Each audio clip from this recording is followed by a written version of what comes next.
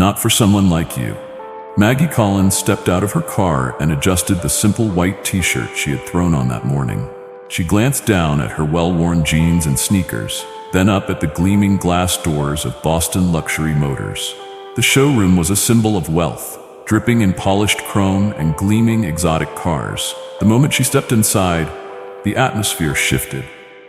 She wasn't greeted with the warm smiles and eager service that the other customers received. No one rushed to offer her a glass of sparkling water or a comfortable seat. Instead, a few salesmen gave her a passing glance before turning away, uninterested. It didn't matter. Maggie had come here with a purpose. She walked up to the nearest available salesman, a tall, immaculately dressed man with slicked-back blonde hair and a name tag that read Blake Thompson, Senior Sales Executive. He was engaged in conversation with another employee but barely concealed his irritation when Maggie approached. "Excuse me," she said with a polite smile. "I'd like to inquire about the Azure Coupe, the blue one in the front display." Blake blinked. He gave her a slow, scrutinizing once-over, starting at her scuffed sneakers and traveling upward with the clear, unmistakable look of someone assessing value and deciding there wasn't any. For a moment, he said nothing. Then he gave a small, forced chuckle. "The Azure Coupe?" he repeated, as if she had just asked for a spaceship. "Are you sure?" Maggie nodded. "Yes, I'm sure." Blake's lips twitched in amusement, but he quickly smoothed his features into something resembling professionalism. "That's a high-performance luxury vehicle," he said slowly, as though speaking to a child. "It starts at about $400,000. Are you looking for something more affordable?" Maggie's smile remained, but something in her gaze sharpened. "No, I'm interested in the Azure Coupe." Blake exhaled, barely hiding his impatience. "Right. Well, we actually operate by appointment only for that particular model. It's not something we just show to anyone." Maggie raised an eyebrow. "Appointment only?" She glanced around the showroom. Other customers were browsing freely, stepping into cars, inspecting the interiors, chatting with salespeople. "I didn't see anything about that on your website." Blake's jaw tightened slightly, but he maintained his smarmy demeanor. "We don't advertise it. It's more of a discretionary policy to ensure that our clientele is serious about their purchase." Maggie tilted her head. "And you assumed I wasn't serious?" Blake hesitated. His polished sales mask slipped for just a second before he let out a soft laugh. No, of course not. It's just, well, we cater to a very exclusive clientele here." There it was, the unspoken assumption hanging between them. "You don't belong here." Maggie glanced down at her plain t-shirt and jeans, then back up at Blake. She could practically hear the thoughts running through his head. Probably a schoolteacher, maybe a freelancer. Definitely not the wife of one of the wealthiest tech CEOs in the country. But she didn't correct him. "All right," she said evenly. "So how do I make an appointment?" Blake sighed, clearly eager to end the conversation. "Unfortunately, we're fully booked for the next few weeks." Right on cue, the front doors of the showroom swung open, and a well-dressed couple stepped inside. The man was wearing a sharp navy suit, the woman a designer dress that likely cost more than Maggie's entire wardrobe combined. Blake's entire demeanor transformed in an instant. His bored, dismissive expression melted into a bright, welcoming grin. "Mr. and Mrs. Davenport," he greeted them enthusiastically. "So wonderful to see you again." The couple smiled in return. The woman gestured toward the same Azure Coupe Maggie had asked about. "We were hoping to take another look at the blue model," she said. "Of course." Blake beamed. "Right this way. Please take your time."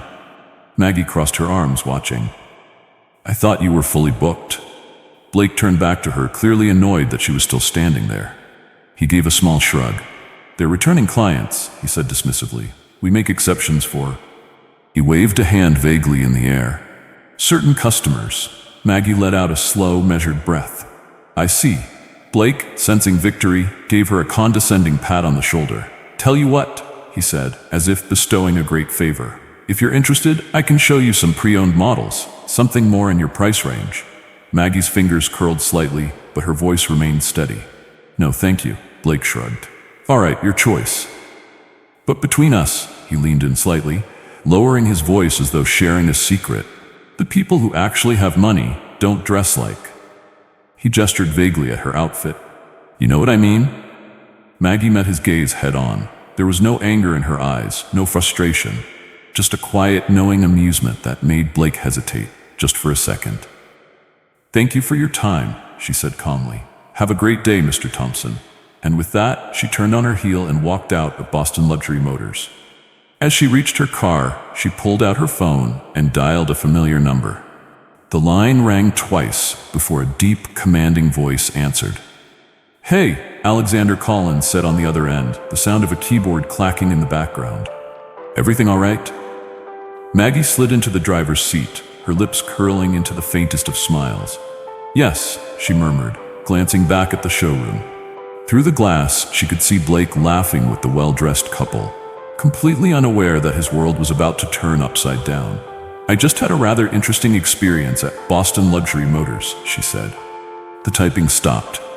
There was a brief silence before Alexander spoke again, his voice carrying that unmistakable edge of authority. "What happened?" Maggie drummed her fingers lightly on the steering wheel. "Nothing yet," she replied, eyes gleaming. "But I think it's time we taught someone a lesson." The last customer Blake ever insulted, Blake Thompson, didn't give the woman in jeans a second thought. By the time she walked out of Boston Luxury Motors, she was already filed away in his mind as just another wannabe. Someone who dreamed big but couldn't afford to play in the big leagues. The Davenports didn't end up buying the Azure Coupe, but it didn't matter. Blake had another client scheduled later that afternoon. Someone actually worth his time. Or so he thought. At exactly 3 p.m., the glass doors of the showroom swung open again. This time, the atmosphere shifted in a way that even Blake couldn't ignore. A man walked in, tall and composed, dressed in a perfectly tailored charcoal suit. He wasn't flashy, but he carried himself with the quiet authority of someone who owned rooms just by stepping into them. The receptionist straightened immediately. Two junior salesmen whispered to each other, exchanging glances. Blake frowned slightly, trying to place the man's face. He had seen him before, somewhere. And then it clicked. His stomach tightened. Alexander Collins. Blake wasn't a man who followed tech news religiously, but he knew enough. Alexander Collins was a name that made investors sit up straighter and CEOs reconsider their strategies. The man had built one of the most powerful software empires in the country, and he was standing right here. Blake quickly smoothed his hair and adjusted his tie. This wasn't just a sale, this was an opportunity. If he played this right, he could make a client for life. Forgetting everything else, he strode forward with his most polished smile. "Mr. Collins," his voice was slick with enthusiasm. "Welcome to Boston Luxury Motors. It's an honor to have you here. How can I help you today?" Alexander's face remained unreadable.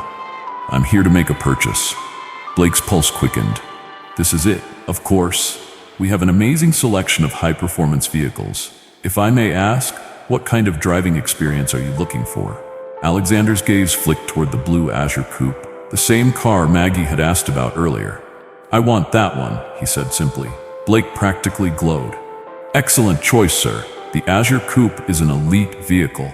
Precision engineering, top-of-the-line luxury." "I don't need the pitch," Alexander interrupted, his tone cool. "I'll take it, right now. Full price." Blake's mouth went dry. That was a $400,000 sale, instantly, just like that. No negotiation, no financing, just pure, effortless wealth. He swallowed quickly, keeping his composure. "Absolutely, sir. We can get the paperwork started immediately. If you'd like, we can arrange a test drive." "No need," Alexander said, reaching into his pocket. "I'll wire the funds directly." Blake nodded so quickly, his neck almost cracked. "Of course, I'll have our team handle everything right away. If you'd like to wait in our VIP lounge, we have..." But Alexander wasn't looking at him anymore. His gaze had shifted past Blake toward the glass doors. Blake turned to see what had stolen his attention. And there she was, Maggie Collins. Blake's stomach dropped. She walked in casually, still in the same jeans and white t-shirt, still looking as unassuming as she had earlier that day. But now, every single person in the showroom was paying attention. The junior salesman, the receptionist, even the manager in the back office, they all knew who Alexander Collins was. And if he was here with her, Blake felt a cold sweat creep up his spine. Maggie strolled up beside her husband, slipping her arm through his effortlessly. "Hey, sweetheart," she said, smiling up at him. "Did you find anything you liked?" Alexander squeezed her hand. I just bought the Azure Coupe. Maggie's smile widened. Oh, good choice. Blake felt like the floor had been ripped out from under him. Alexander Collins, the man he was bending over backwards to impress, was married to the same woman Blake had dismissed as a nobody just hours ago. And now she was looking directly at him. Her expression was calm, polite even, but there was something in her eyes, something knowing, something sharp. Blake opened his mouth, scrambling for a way to salvage the situation. Mrs. Collins, I had no idea. Did you? Maggie asked, tilting her head slightly. That's funny because I remember asking you about this exact car earlier, and I distinctly recall you saying something about needing an appointment. Blake felt his throat tighten. I must have. Maggie leaned in slightly, lowering her voice. The people who actually have money don't dress like me. Isn't that what you said? Blake's face turned a sickly shade of red. Alexander turned his gaze on him now, and it was nothing short of ice cold. Is that how you treat customers here? He asked. Blake stammered. Sir, I deeply apologize. I didn't realize that my wife was worth your time, Alexander finished for him. Silence. Maggie watched the panic bloom in Blake's eyes, watched him struggle for words, and then ever so sweetly she turned to her husband. You know what, darling, she said, tapping a thoughtful finger against her chin. I don't think I want the Azure Coupe anymore. Blake felt his breath hitch. Alexander didn't even hesitate. All right, he said. Cancel the purchase. Blake froze. Wait, what? Alexander pulled out his phone. I'll take my business elsewhere, preferably to a dealership that doesn't judge my wife for wearing jeans. Blake's face drained of color. $400,000 was slipping through his fingers. No, not just that, this was a Collins. If word got out that he had personally offended the wife of a billionaire, it could ruin him. Sir, please, he blurted out. I made a mistake, a huge mistake. Let me fix this. We can. Maggie simply smiled, taking Alexander's arm. I think we're done here, she said lightly. And just like that, they turned and walked out, leaving Blake standing there, humiliated, as every other employee in the showroom whispered behind his back. The $400 sale was gone. The career-making client was gone. And the last thing Blake saw before Maggie disappeared through the doors was her looking over her shoulder and giving him a small, knowing wink. Part 3. The Taste of Humble Pie. Blake Thompson didn't sleep that night. He had spent the entire evening replaying every moment of his interaction with Maggie Collins, feeling a fresh wave of regret crash over him each time. His hands had been this close to sealing a $400,000 deal. Instead, he had insulted the wife of a billionaire and single-handedly flushed his chance at networking with one of the most powerful men in the industry straight down the drain.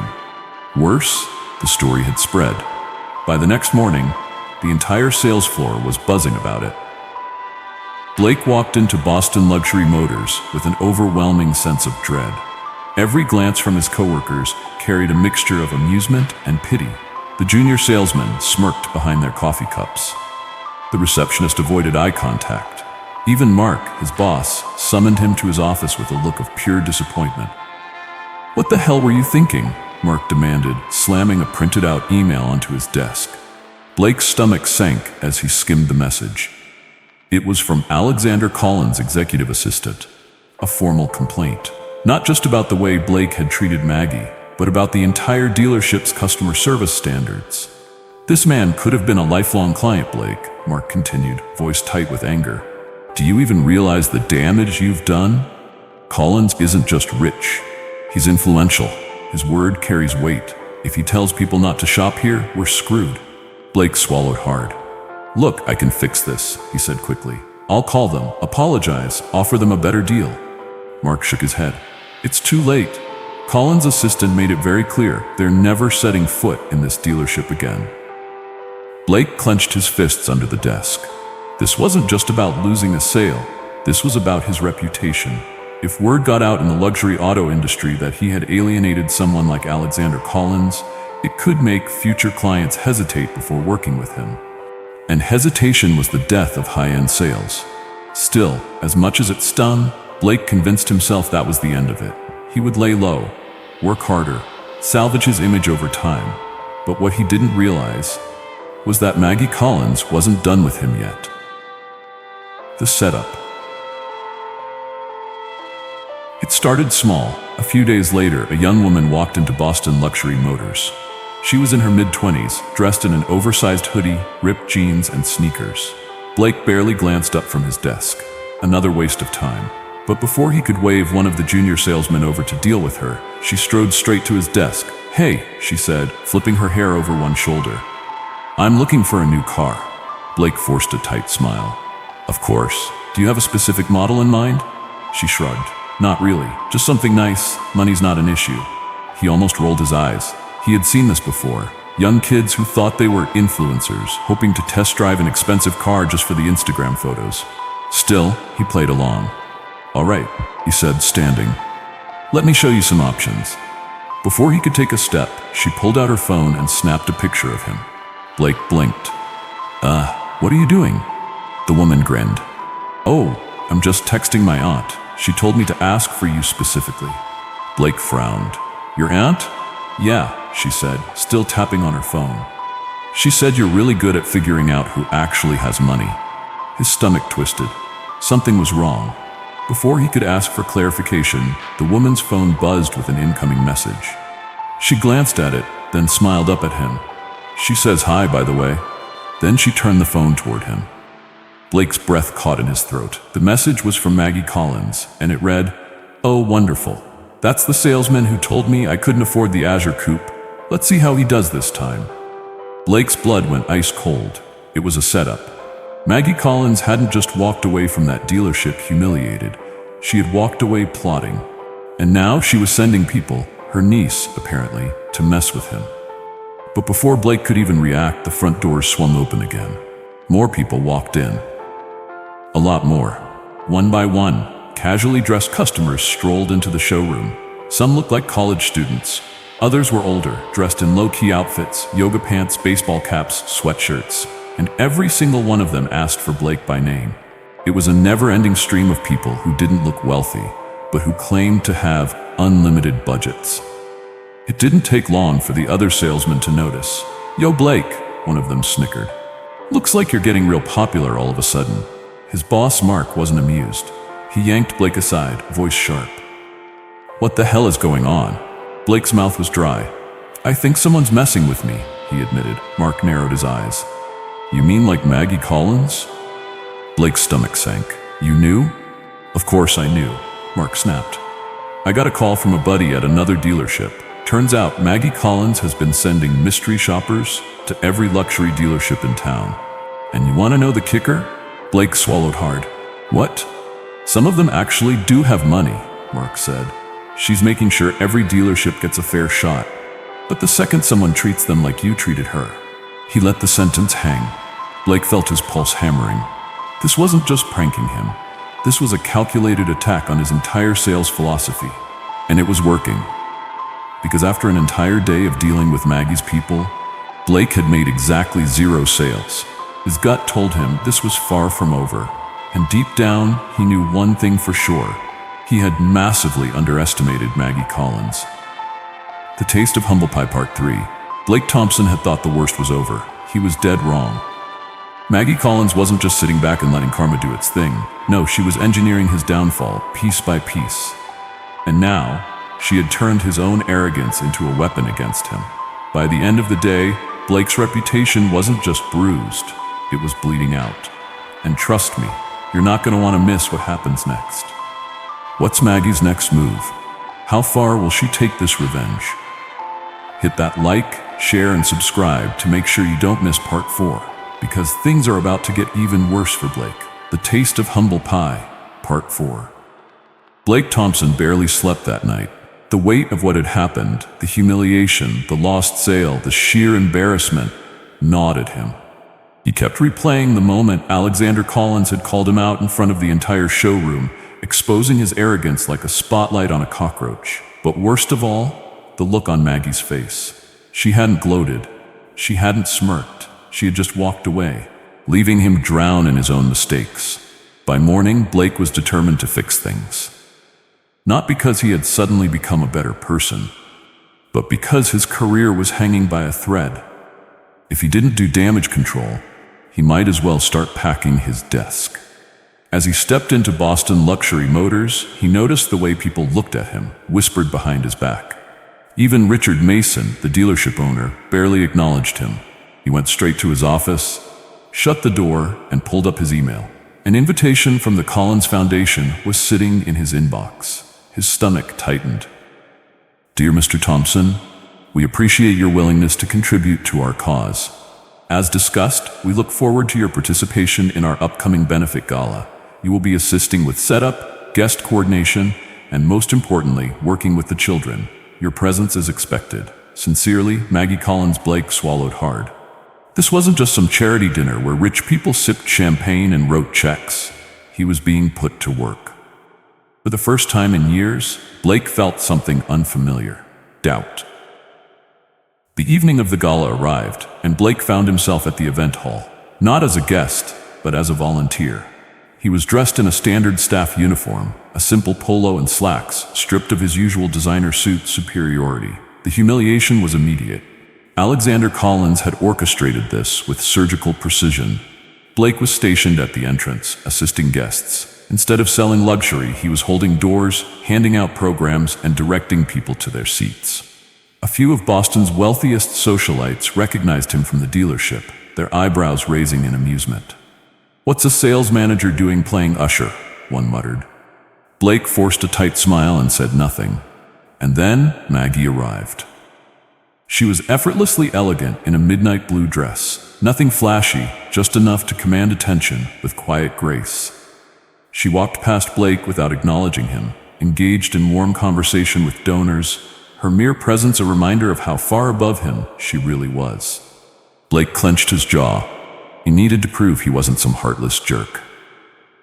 As the night unfolded, Blake was assigned to assist with a group of children with disabilities. At first, he was stiff, awkward, but as the hours passed, something unexpected happened. A young boy named Thomas, no older than 10, rolled up in his wheelchair and smirked at him. "You look miserable," Thomas said. Blake exhaled. "It's been a rough week, kid." Thomas tilted his head. "Yeah? Try learning how to walk 3 times. Blake blinked. "What?" Thomas shrugged. "I was born with a neuromuscular disorder. Had surgery, learned to walk. Didn't last. Another surgery, learned again. Didn't last. Now I just roll everywhere." He grinned. "Kind of cool, huh?" For the first time that night, Blake had no clever response. Because for the first time, he was the one being humbled. By the end of the gala, Blake wasn't thinking about sales quotas or luxury cars. He wasn't thinking about his bruised ego. He was thinking about the kids, their resilience, their humor, their absolute refusal to be defined by their circumstances. Maggie approached him near the exit. "How was your evening?" she asked. Blake hesitated, then nodded. "Eye-opening." Maggie studied him. "And what exactly did you see?" He looked over at Thomas, who was now laughing with other children. He exhaled. "That worth isn't about appearances or status or money." He turned back to Maggie. "That I was wrong." Maggie smiled, really smiled. "Good," she said simply. And for the first time, Blake Thompson didn't feel like the most important person in the room. And maybe that was a good thing. The Final Blow, Part 5. Blake Thompson had never felt so out of his depth. A week had passed since the Collins Foundation Gala, and yet the experience clung to him like an ill-fitting suit. The kids, their resilience, their blunt honesty, it had cracked something inside him. He wasn't sure if he liked it. But one thing was certain, the power dynamic had shifted, and that terrified him. Boston Luxury Motors was no longer his playground. The whispers, the side glances, the smirks from colleagues who had once envied him, it was clear. He had been demoted in their eyes, not by title, but by reputation. He was no longer the king of the showroom. He was the man who had been humbled in public. And then came the email. From Maggie Collins to Blake Thompson.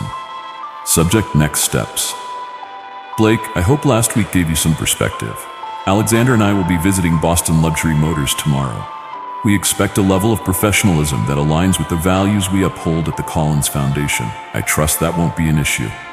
Maggie? His hands clenched around the mouse. Next steps. What the hell did that mean? He was about to find out. The next afternoon, the Collins power couple arrived. Alexander Collins strode into the dealership like a man who owned it, because, in many ways, he did. Maggie followed beside him, composed as ever. But there was something different about her today. Power. Blake felt it before she even spoke. Richard Mason, the dealership owner, greeted them with a handshake so firm it was almost desperate. "Alexander, Maggie, a pleasure as always." His gaze flicked toward Blake, warning him to stay in line. Blake forced a tight smile. Alexander didn't waste time. "Let's get to it." The entire staff gathered around as Alexander spoke about a partnership between the Collins Foundation and Boston Luxury Motors, a charity initiative. For every luxury car sold, a percentage would go toward the foundation's mobility program, helping children with disabilities afford specialized equipment. It was brilliant, it was strategic, and it was a knife to Blake's gut. Because this dealership, his territory, was about to become a beacon of generosity. A place where status and wealth would now be associated with giving back. The very culture Blake had built, gone, and Maggie knew it. Their eyes met across the room. For the first time, he saw it. She had played him from the start. After the announcement, Blake cornered Maggie near the showroom's glass wall. "This was your plan all along, wasn't it?" Maggie tilted her head. "Which part?" His jaw clenched. "Dragging me through that gala, making me." He exhaled sharply.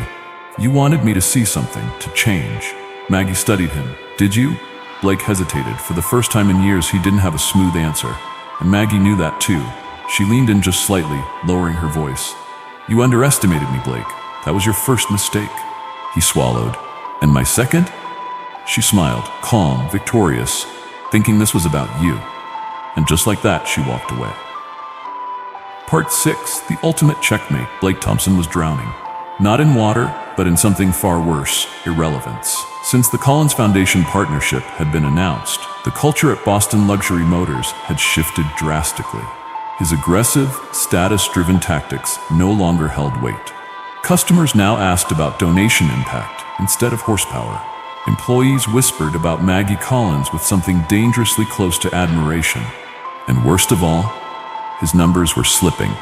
Blake had always been the top salesperson, but suddenly, his usual high-rolling clients were being drawn to the dealership's new narrative.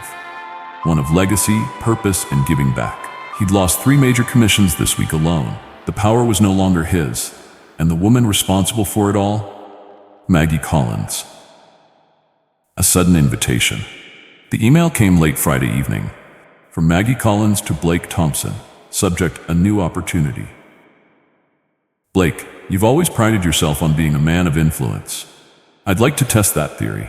Meet me at Collins' executive offices on Monday at 10 a.m. There's something I'd like to discuss. Maggie. Blake stared at the screen. A job offer? Some kind of backhanded peace treaty? Whatever it was, he wasn't about to walk into this unprepared. The meeting Monday morning, Blake stepped into the Collins executive offices, his confidence carefully reconstructed like a shattered vase glued back together. The receptionist led him to a sleek conference room where Maggie was already waiting. Sunlight streamed through the floor-to-ceiling windows, casting her in an almost ethereal glow. She gestured to the seat across from her. "Blake, thanks for coming." He sat, forcing a smirk. Couldn't resist the mystery. Maggie slid a folder across the table. "Take a look." Blake flipped it open, and his stomach dropped. Inside was his complete career record, sales figures, client complaints, leadership reviews, and a list of his most questionable deals. He looked up sharply. "What is this?" Maggie's expression remained calm. "An evaluation. We like to thoroughly vet our candidates." "Candidates?" His voice was tight. "For a new role." She leaned forward, lacing her fingers together. "You see, Blake, we're expanding the foundation's reach. We need someone with your expertise to oversee a new initiative." Blake narrowed his eyes. "What kind of initiative?" Maggie smiled. "One that rehabilitates high-profile individuals who've lost public trust.